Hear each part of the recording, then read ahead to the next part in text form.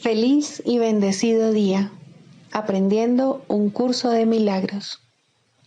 El secreto de la verdadera oración es olvidarte de las cosas que crees necesitar. Pedir algo específico es igual que ver el pecado primero y luego perdonarlo. Del mismo modo, al orar pasas por alto tus necesidades específicas, tal como las ves, y las dejas en manos de Dios. Ahí se convierten en los regalos que le haces, pues le dicen que no antepondrás otros dioses a Él, ni que quieres otro amor que el suyo. Este libro es un comienzo, no un final.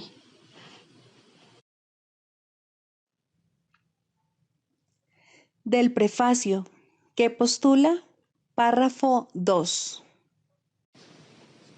El mundo de la percepción, por otra parte, es el mundo del tiempo, de los cambios, de los comienzos y de los finales.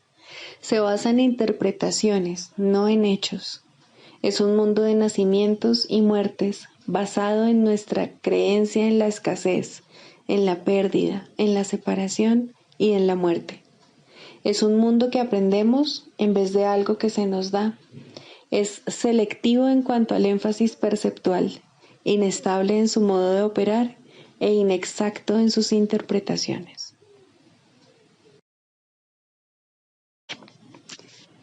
Introducción. Este es un curso de milagros. Es un curso obligatorio.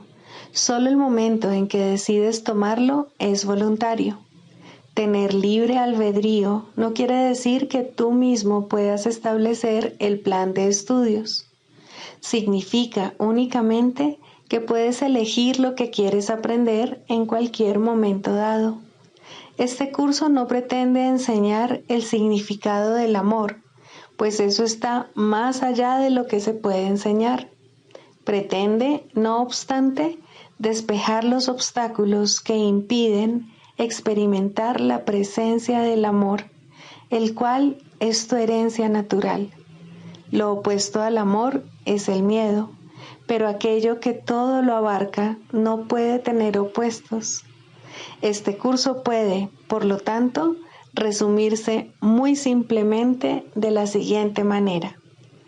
Nada real puede ser amenazado. Nada irreal existe.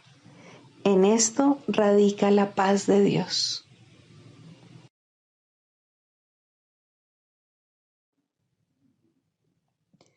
Capítulo 1. El significado de los milagros. Primero, principios de los milagros. Principio 8. Los milagros curan porque suplen una falta. Los obran aquellos que temporalmente tienen más para aquellos que temporalmente tienen menos. Capítulo 1. El significado de los milagros. 7. Las distorsiones de los impulsos milagrosos. Tus percepciones distorsionadas producen una densa envoltura alrededor de los impulsos milagrosos, dificultándoles el que lleguen a tu conciencia. La confusión de los impulsos milagrosos con los impulsos físicos es una de las distorsiones básicas de la percepción. Los impulsos físicos son impulsos milagrosos mal canalizados. Todo placer real procede de hacer la voluntad de Dios. Esto es así porque no hacer su voluntad es una negación del ser. La negación del ser da lugar a ilusiones, mientras que la corrección del error nos libera del mismo. No te engañes a ti mismo creyendo que puedes relacionarte en paz con Dios o con tus hermanos a través de algo externo. Criatura de Dios, fuiste creado para crear lo bueno, lo hermoso y lo santo. No te olvides de eso. El amor de Dios, por un breve periodo de tiempo, todavía tiene que expresarse de un cuerpo a otro, ya que la visión es aún muy tenue. El mejor uso que puedes hacer del cuerpo es utilizarlo para que te ayude a ampliar tu percepción, de forma que puedas alcanzar la verdadera visión de la que el ojo físico es incapaz. Aprender a hacer esto es la única utilidad real del cuerpo. Las fantasías son una forma distorsionada de visión. Todas ellas, no importa de qué clase sean, son distorsiones, ya que siempre tergiversan la percepción hasta convertirla en algo irreal. Los actos que proceden de distorsiones son, literalmente, las reacciones de aquellos que no saben lo que hacen. Las fantasías son un intento de controlar la realidad de acuerdo con necesidades falsas. Si deformas la realidad de cualquier forma que sea, estarás percibiendo destructivamente. Las fantasías son un medio para hacer asociaciones falsas y tratar de derivar placer de ellas. Mas, si bien puedes percibir asociaciones falsas, nunca podrás hacerlas reales excepto para ti. Crees en lo que inventas. De igual modo, si ofreces milagros, creerás en ellos con igual intensidad. La fuerza de tu convicción sostendrá entonces la creencia del que reciba el milagro. Las fantasías se vuelven totalmente innecesarias cuando la naturaleza, completamente satisfactoria de la realidad, se vuelve evidente tanto para el dador como para el receptor. La realidad se pierde por usurpación, lo cual produce tiranía. Mientras quede un solo esclavo caminando sobre la faz de la tierra, tu liberación no será total. La única meta del que se ha decidido por el camino de los milagros es restaurar completamente la filiación. Este es un curso de entrenamiento mental. Todo aprendizaje requiere atención y estudio en algún nivel. Algunas de las secciones posteriores de este curso se basan en tan gran medida en estas primeras secciones que es necesario un estudio muy detallado de las mismas. También las vas a necesitar a modo de preparación. Sin esta preparación, lo que sigue podría infundirte demasiado temor, imposibilitando así el que pudieses usarlo de manera constructiva. A medida que estudies estas primeras secciones, no obstante, comenzarás a percatarte de algunas de las conexiones que más adelante se ampliarán. Se necesitan sólidos cimientos debido a la confusión que hay entre el miedo y la reverencia, a la que ya hice referencia anteriormente y en la cual incurrimos con frecuencia. Dije que la reverencia no es apropiada en conexión con los hijos de Dios, porque no deberías experimentar reverencia en presencia de tus semejantes. No obstante, puse de relieve asimismo que la reverencia es apropiada en presencia de tu Creador. He tenido mucho cuidado al clarificar mi papel en la expiación, sin añadirle ni restarle importancia. Estoy tratando también de hacer lo mismo con el tuyo. He subrayado que la reverencia no es una reacción apropiada hacia mí debido a nuestra inherente igualdad.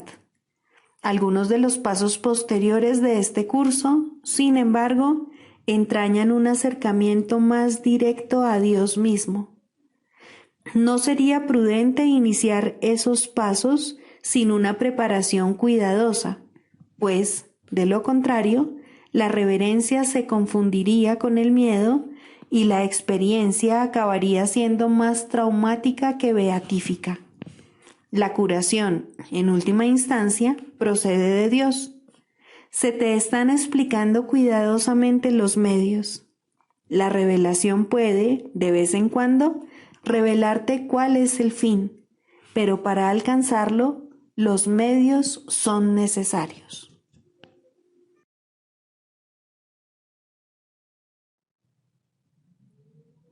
Libro de ejercicios. Pregunta 13. ¿Qué es un milagro? Un milagro es una corrección. No crea ni cambia realmente nada en absoluto. Simplemente contempla la devastación y le recuerda a la mente que lo que ve es falso. Corrige el error, mas no intenta ir más allá de la percepción ni exceder la función del perdón. Se mantiene, por lo tanto, dentro de los límites del tiempo. No obstante, allana el camino para el retorno de la intemporalidad y para el despertar del amor, pues el miedo no puede sino desvanecerse ante el benevolente remedio que el milagro trae consigo.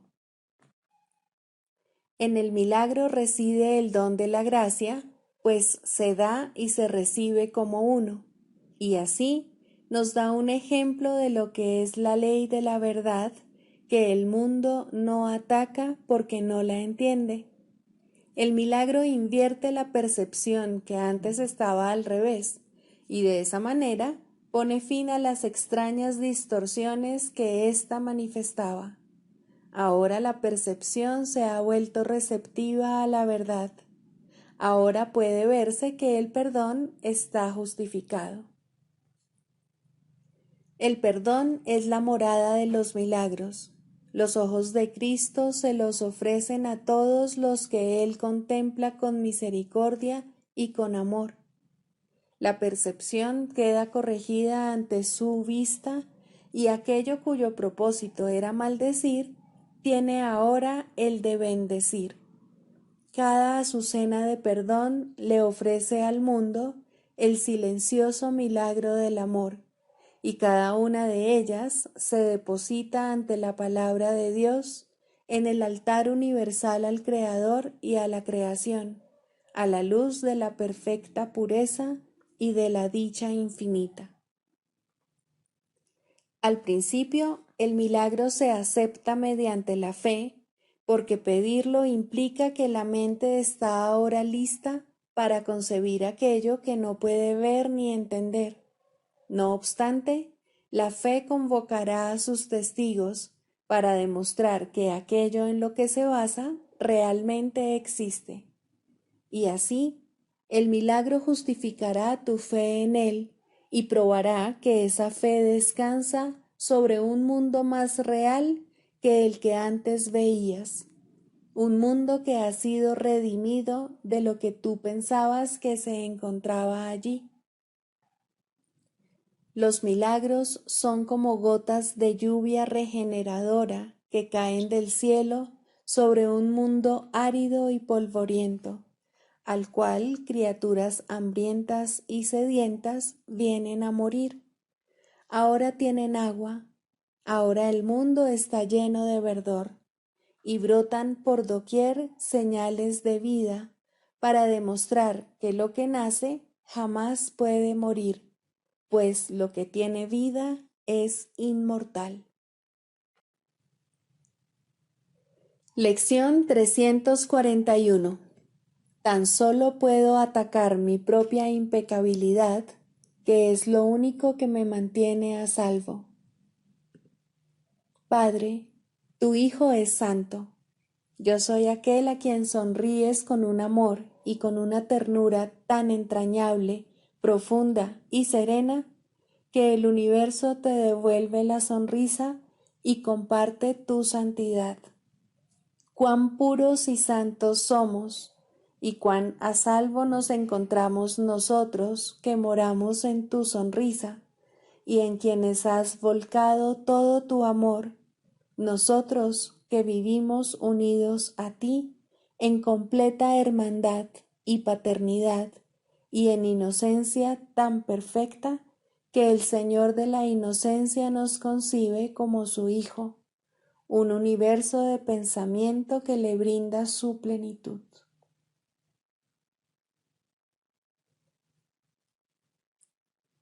No ataquemos, pues, nuestra impecabilidad, ya que en ella se encuentra la palabra que Dios nos ha dado, y en su benévolo reflejo nos salvamos.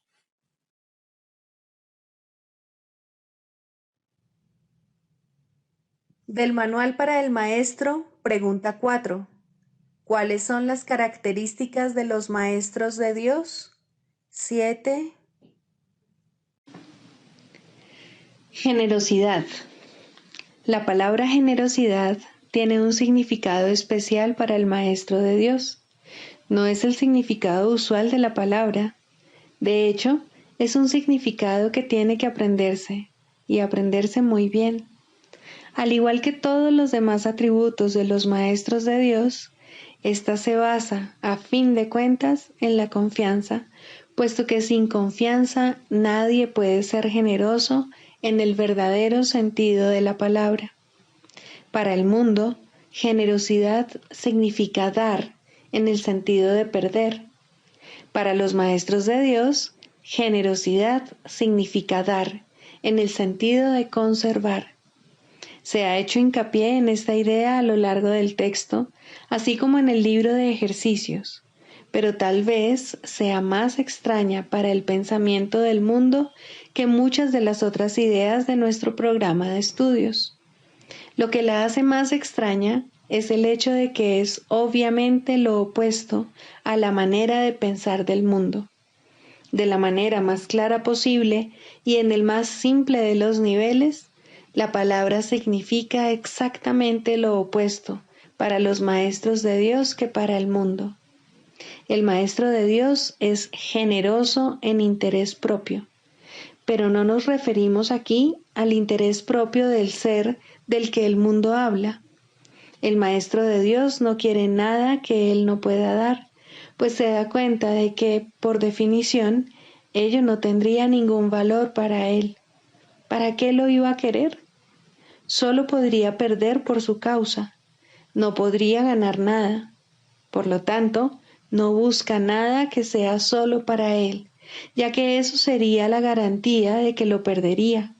No quiere sufrir, porque entonces iba a querer buscarse dolor, pero sí quiere conservar todas las cosas que son de Dios y que, por ende, son para su Hijo. Esas son las cosas que le pertenecen. Esas sí que las puede dar con verdadera generosidad, conservándolas de este modo para sí mismo eternamente.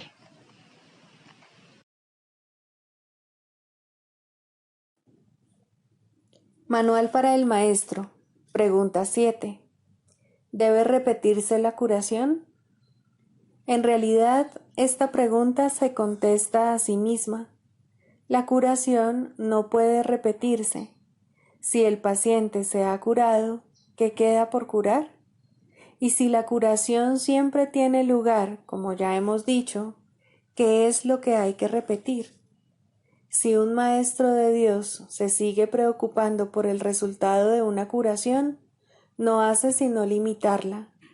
Ahora es la mente del mismo maestro de Dios la que necesita ser curada, y esto es lo que él debe facilitar.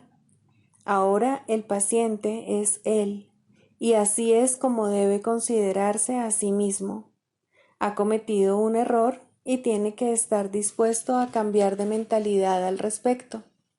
Le faltó la confianza que habría hecho posible dar verdaderamente, y, por lo tanto, no recibió el beneficio de su regalo. Cada vez que un maestro de Dios trató de ser un canal de curación, tuvo éxito. De sentirse tentado de dudar de ello, no debería repetir su esfuerzo previo. Este ya fue máximo, pues el Espíritu Santo así lo aceptó y así lo utilizó. El Maestro de Dios tiene ahora ante sí solo un camino a seguir. Tiene que hacer uso de su razón para decirse a sí mismo que le ha entregado el problema a uno que no puede fallar, y debe reconocer que su propia incertidumbre no es amor, sino miedo y, por consiguiente, odio. Su posición se ha hecho, por lo tanto, insostenible, pues le está ofreciendo odio a alguien a quien le ofreció amor. Esto es imposible. Habiendo ofrecido amor, solo se puede recibir amor. En esto es en lo que el Maestro de Dios tiene que confiar. Esto es lo que realmente significa la afirmación de que la única responsabilidad del obrador de milagros es aceptar la expiación para sí mismo. El Maestro de Dios es un obrador de milagros porque da los regalos que ha recibido, pero primero tiene que aceptarlos. Eso es lo único que tiene que hacer, ya que no hay nada más que él pueda hacer. Al aceptar la curación, puede darla. Si pone esto en duda, que recuerde quién dio el regalo y quién lo recibió. Así se aclara su duda. Pensó que Dios le podía quitar los regalos que le había dado. Eso fue un error, pero es un error que no vale la pena conservar, y por lo tanto, lo único que el Maestro de Dios puede hacer es reconocerlo como tal y permitir que sea corregido. Una de las tentaciones más difíciles de reconocer es que dudar de la curación debido a que los síntomas siguen estando presentes es un error que se manifiesta en forma de falta de confianza. Como tal, es un ataque. Normalmente parece ser justamente lo contrario. No parece razonable, en un principio, que se nos diga que preocuparnos continuamente es un ataque. Tiene todas las apariencias de ser amor, mas el amor sin confianza es imposible, ya que la duda y la confianza no pueden coexistir. Y el odio es lo opuesto al amor, sea cual sea la forma en que se manifieste. No dudes del regalo y te será imposible dudar de sus resultados. Esta es la certeza que les da a los maestros de Dios el poder para ser obradores de milagros, pues han depositado su confianza en Él. Dudar de uno mismo es la causa fundamental de que se dude del resultado de cualquier problema que se le haya entregado al Maestro de Dios para que lo resuelva. Y eso implica necesariamente que se ha puesto la confianza en un ser ilusorio, ya que sólo de un ser así se puede dudar. Esta ilusión puede adoptar muchas formas, tal vez temor a ser débil y vulnerable, tal vez miedo a fracasar y a sentirse avergonzado en conexión con un sentimiento de ineptitud. Quizá vergüenza acompañada de culpabilidad procedente de una falsa humildad. La forma del error es irrelevante. Lo único que importa es que se le reconozca como lo que es, un error. El error es siempre una forma de preocupación con uno mismo a costa de la exclusión del paciente. Es no reconocer al paciente como parte del verdadero ser, lo cual representa, por lo tanto, una confusión de identidad. En tu mente se ha producido un conflicto acerca de lo que eres, y te has engañado con respecto a ti mismo, y te has engañado con respecto a ti mismo porque has negado la fuente de tu creación. Si ofrecieses únicamente curación, te sería imposible dudar. Si realmente quieres que el problema se resuelva, no puedes dudar. Si estás seguro de cuál es el problema, no puedes dudar. La duda es el resultado de deseos conflictivos. Ten certeza con respecto a lo que quieres y te será imposible dudar.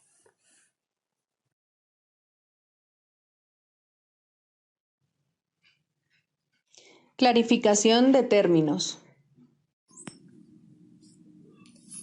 El perdón, la faz de Cristo. El perdón es el medio que nos lleva a Dios y que nos permite alcanzarle, mas es algo ajeno a Él. Es imposible concebir que algo creado por Él pueda necesitar perdón. El perdón, entonces, es una ilusión, pero debido a su propósito, que es el del Espíritu Santo, hay algo en ella que hace que sea diferente. A diferencia de las demás ilusiones, nos aleja del error en vez de acercarnos a él. Al perdón podría considerársele una clase de ficción feliz, una manera en la que los que no saben pueden salvar la brecha entre su percepción y la verdad. No pueden pasar directamente de la percepción al conocimiento, porque no creen que esa sea su voluntad. Esto hace que Dios parezca ser un enemigo en lugar de lo que realmente es, y es precisamente esta percepción de mente la que hace que no estén dispuestos a simplemente ascender y retornar a Él en paz. Y de este modo necesitan una ilusión de ayuda, porque se encuentran desvalidos, un pensamiento de paz porque están en conflicto. Dios sabe lo que su Hijo necesita antes de que Él se lo pida. Dios no se ocupa en absoluto de la forma, pero al haber otorgado el contenido, su voluntad es que se comprenda, y eso basta. Las formas se adaptan a las necesidades, pero el contenido es inmutable, tan eterno como su Creador. Antes de que el recuerdo de Dios pueda retornar, es necesario ver la faz de Cristo. La razón es obvia. Para ver la faz de Cristo se requiere percepción. El conocimiento no es algo que se pueda ver, pero la faz de Cristo es el gran símbolo del perdón, es la salvación, es el símbolo del mundo real. El que la ve deja de ver el mundo. Está tan cerca ya del umbral del cielo como es posible estar mientras aún esté afuera. Mas desde ahí, un paso más basta para entrar. Es el paso final, y ese se lo dejamos a Dios. El perdón es un símbolo también, pero en cuanto que símbolo exclusivo de la voluntad del Padre, no puede ser dividido. Y así, la unidad que refleja se convierte en su voluntad. Eso es lo único que aún está en el mundo en parte y que, al mismo tiempo, es el puente que conduce al cielo. La voluntad de Dios es lo único que existe. Lo único que podemos hacer es pasar de la nada al todo, del infierno al cielo. ¿Es esto una jornada? No, en verdad no lo es, pues la verdad no va a ninguna parte. Pero las ilusiones cambian según el lugar o la época. El paso final no es más que otro cambio. Por ser una percepción, es en parte irreal. Sin embargo, esa parte desaparecerá. Lo que entonces quedará será la paz eterna y la voluntad de Dios. Ahora ya no hay deseos, pues los deseos cambian. Incluso lo que una vez se deseó puede volverse indeseable. Esto es así porque el ego jamás puede estar en paz, pero la voluntad es constante por ser el don de Dios, y lo que Él da es siempre como Él mismo. Este es el propósito de la faz de Cristo. Es el regalo de Dios para la salvación de su Hijo. Contempla únicamente esto y habrás sido perdonado. Cuán hermoso se vuelve el mundo en ese instante en el que ves la verdad acerca de ti mismo reflejada en él. Ahora estás libre de pecado y contemplas tu impecabilidad. Ahora eres santo y así lo percibes. Y ahora la mente retorna a su Creador, la unión de Padre e Hijo. la unidad de unidades que se encuentra detrás de toda unión, aunque más allá de todas ellas. No se ve a Dios, sino que únicamente se le comprende. No se ataca a su Hijo, sino que se le reconoce.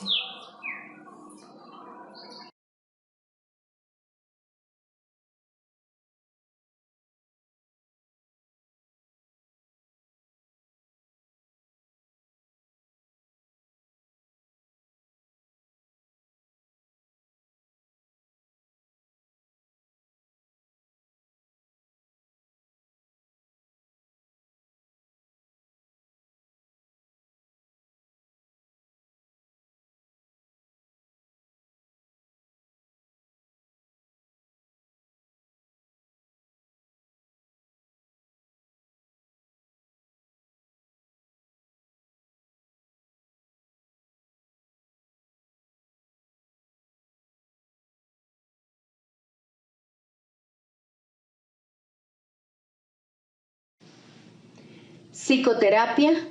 Primero, el propósito de la psicoterapia.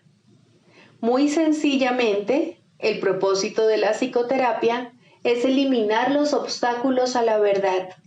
Su objetivo es ayudar al paciente a abandonar su fijo sistema ilusorio y comenzar a reconsiderar las espurias relaciones causa-efecto sobre las cuales descansa este sistema.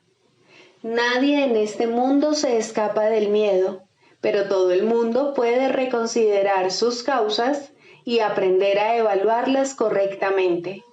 Dios ha dado a todo el mundo un maestro cuya sabiduría y ayuda sobrepasan ampliamente cualesquiera contribuciones que un terapeuta terrenal pueda proveer. Sin embargo, hay momentos y situaciones en las cuales una relación terrenal paciente-psicoterapeuta se convierte en la manera a través de la cual él ofrece sus más grandes regalos a ambos.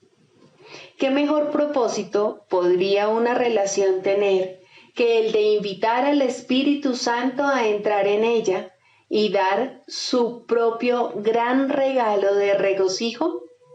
¿Qué más alta meta podría haber para cualquiera que la de aprender a invocar a Dios y escuchar su respuesta? ¿Y qué objetivo más trascendente puede haber que el de evocar el camino, la verdad y la vida y recordar a Dios? Ayudar en esto es el propósito correcto de la psicoterapia. ¿Podría algo ser más santo? Pues la psicoterapia, entendida correctamente, enseña el perdón y ayuda al paciente a reconocerlo y a aceptarlo. Y en su sanación, el terapeuta se perdona junto con él. Todo el que necesita ayuda, sin importar la forma de su sufrimiento, se está atacando a sí mismo y como consecuencia de ello, la paz de su mente está sufriendo. Estas tendencias a menudo se describen como autodestructivas y con frecuencia el paciente mismo las percibe de esa forma. De lo que no se da cuenta y lo que necesita aprender es que ese yo que puede atacar y también ser atacado es un concepto que él ha fabricado.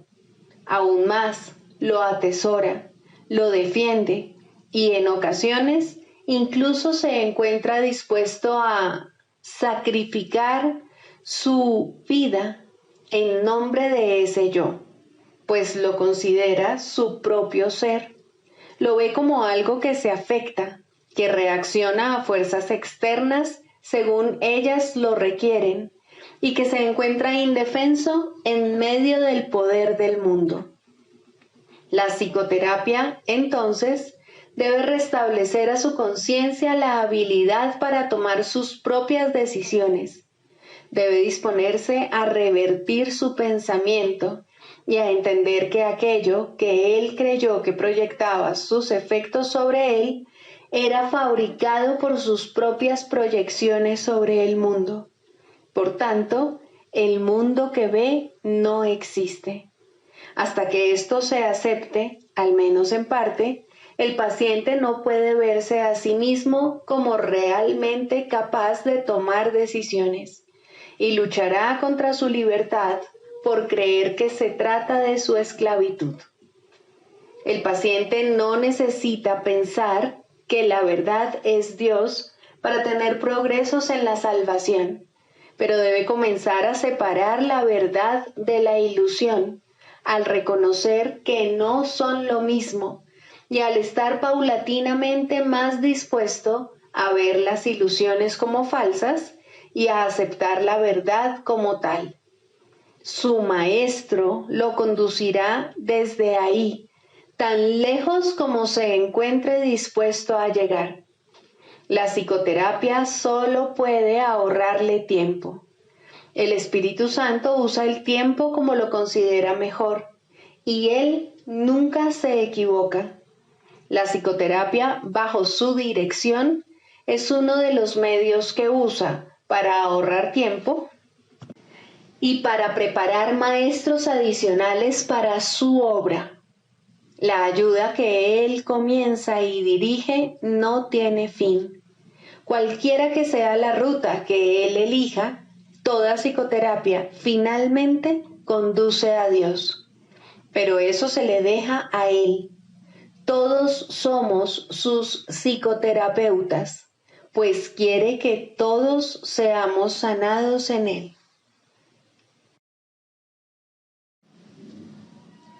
El canto de la oración. Segundo, la escalera de la oración. La oración no tiene principio ni fin, es parte de la vida, pero sí cambia de forma y crece a medida que uno va aprendiendo hasta que alcanza su estado amorfo y se funde en una comunicación total con Dios. En su aspecto peticionario, no necesita apelar a Dios, que de hecho rara vez se hace, y ni siquiera entraña creencia alguna en Él. En estos niveles, la oración es un simple desear que surge de un sentido de carencia y escasez. Estas formas de oración o de pedir desde la necesidad siempre entrañan un sentimiento de debilidad e insuficiencia. Nadie, pues, que esté seguro de su identidad, podría orar de esta manera. Pero no es menos cierto que nadie que no tenga certeza sobre su identidad puede evitar hacerlo. La oración es tan continua como la vida. Todo el mundo ora sin cesar. Pide y ya has recibido, pues has determinado qué es lo que quieres.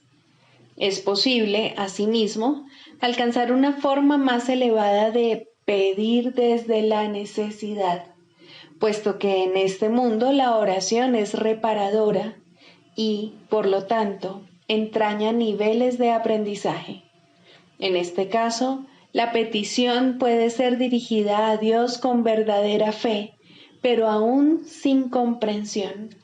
Por lo general, se ha alcanzado un vago y con frecuencia inestable sentido de identificación con Él, pero tiende a estar desenfocado por un sentimiento de pecado profundamente arraigado.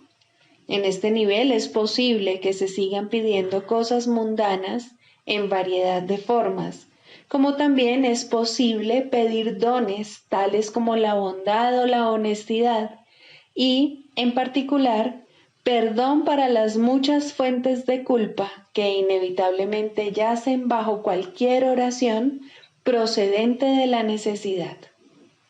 Sin culpa no hay escasez. Quien está libre de pecado no tiene necesidades. En este nivel surge también esa curiosa contradicción de términos conocida como orar por nuestros enemigos. La contradicción no se encuentra en las palabras mismas, sino más bien en la manera en que usualmente se interpretan. Mientras creas tener enemigos, habrás limitado tu oración a las leyes del mundo y habrás limitado también tu capacidad para recibir y para aceptar a esos mismos estrechos márgenes. Sin embargo, si tienes enemigos, tienes necesidad de oración y una gran necesidad, por cierto. Entonces, ¿qué significa realmente la frase? Significa que debes orar por ti para que no busques aprisionar a Cristo y así perder el reconocimiento de tu propia identidad. No traiciones a nadie o te traicionarás a ti mismo. Un enemigo es el símbolo de un Cristo prisionero. ¿Y quién podría ser él sino tú mismo? Orar por los enemigos se convierte de este modo en una manera de orar por tu propia libertad. Ahora ha dejado de ser una contradicción. Se ha convertido en una declaración de la unidad de Cristo y el reconocimiento de su impecabilidad. Ahora se ha vuelto santa, pues reconoce al Hijo de Dios tal como fue creado. Nunca olvides que la oración, en cualquiera de sus niveles, es siempre para uno mismo. Si te unes a alguien en oración, lo haces parte de ti. El enemigo eres tú, al igual que eres el Cristo. Por ello, antes de hacerse santa, la oración es una elección. Tú no eliges por otro, solo puedes elegir por ti mismo. Ora verdaderamente por tus enemigos, pues en esto radica tu propia salvación. Perdónalos por tus pecados y serás realmente perdonado. La oración es una escalera que llega hasta el cielo.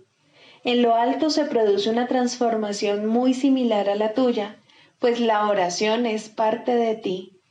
Las cosas de la tierra se dejan atrás y ya no se recuerdan más. No se hacen peticiones, puesto que nada falta.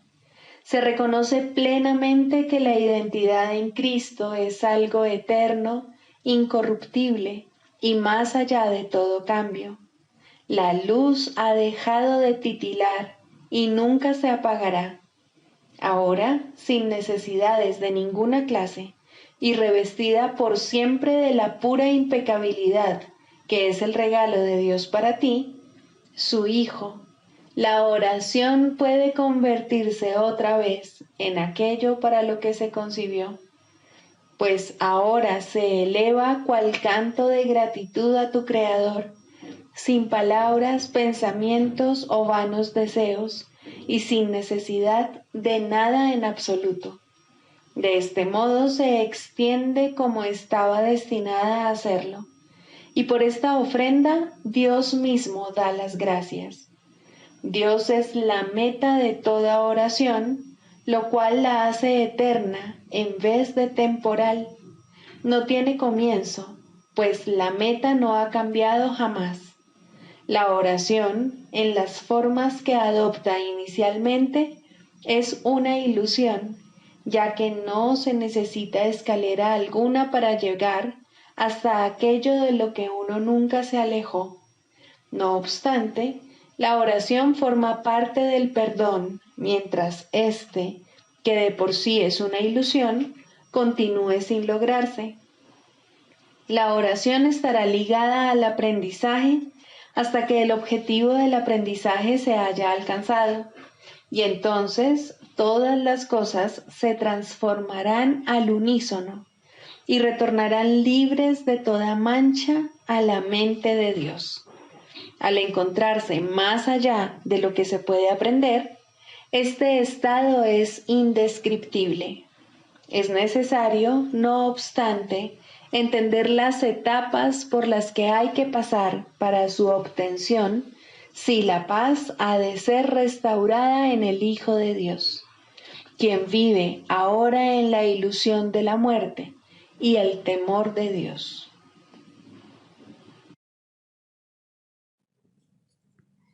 Sigamos a Jesús haciendo del perdón algo tan natural como respirar y algo tan vital como el aire. Amén.